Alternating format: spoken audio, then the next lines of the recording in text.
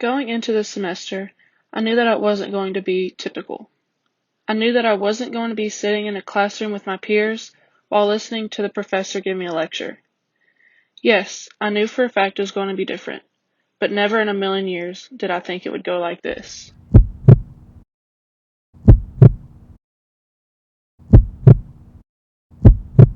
Wait a minute. Maybe it'd be best if I just start at the beginning.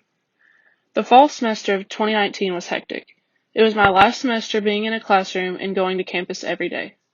As I prepared for my internship the following semester, I had a hard time finding the right agency for me. I looked far and wide at many recreation agencies and even applied to most, but none of them seemed to offer me what I needed. I wanted somewhere that would trust me enough to give me the liberty to work on my own projects and be creative like I love to do. I wanted to be pushed to do new things and accomplish new tasks. I just wanted an experience that would truly help me in my career and future.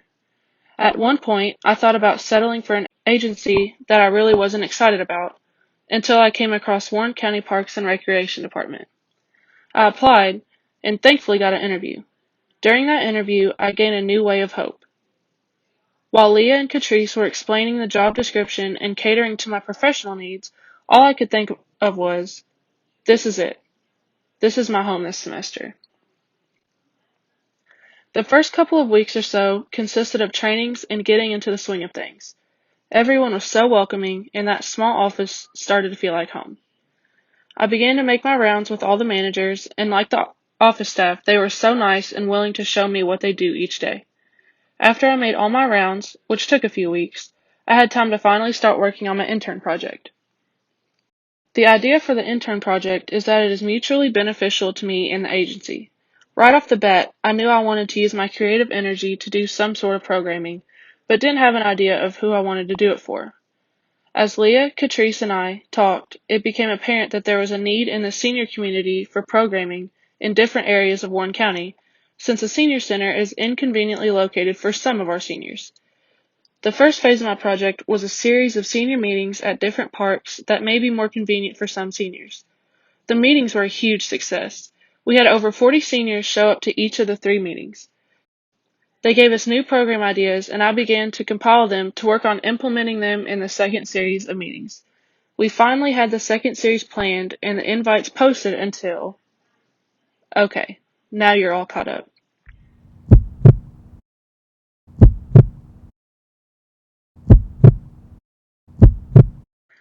Like I said, I knew the semester was going to be out of the ordinary, but a pandemic? Really? Nobody really ever saw this coming. Senior socials? Canceled. Parks? Closed. Graduation? Canceled. Me? Devastated. It seemed as though everything I had worked so hard for was for nothing, but I'll get to that later. So what is there left for me to do during a pandemic that has shut everything down? I'm working from home. How can I carry on my internship project? Or even my internship, period? Luckily, I had a list of tasks I could work on from home, but that still leaves me with an unfinished intern project. Luckily for me and everyone else involved, there is light at the end of the tunnel. Partnering with Warren County Public Library, we established Silver Streamers. By doing this, seniors can participate in programs virtually through Facebook Live. Each Tuesday and Thursday at 11 a.m., we would go live on Facebook, offering a variety of different programs: Zumba, yoga, seminars, how-tos, you name it. During our Monday meetings with the library, we would brainstorm new programs and develop a schedule for Silver Streamers. Although it wasn't the original plan for my project, it truly was a blessing to me and others involved. We felt that it made seniors feel less alone and hopefully gave them hope that all of this would turn out okay. Plus, it got them active in their own homes. As a group, we overcame the challenge and worked together to think outside of the box to bring programs to them.